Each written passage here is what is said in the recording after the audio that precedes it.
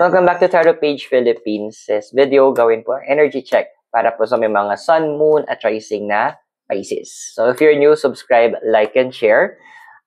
Readings are for guidance purposes. Use your free will wisely. And of course, gamit natin si clue card ni Sakura.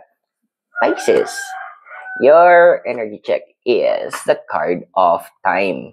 Alam mong hirap na ito kalaban ni Sakura kasi andun literal lang na doon sa series ito parang kailangan niya ng tulong ni Li Xiaoran dito para ma-capture si card of the time.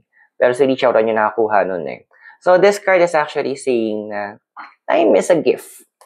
Time is a very important element. Ito lang yung isang bagay na hindi natin pwedeng ipunin.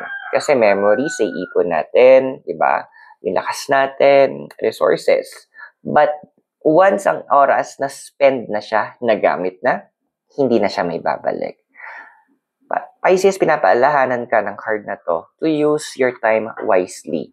Andoon na kailangan bigyan mo ng tamang, kumaga, ilaan mo yung oras mo sa mga importanteng bagay.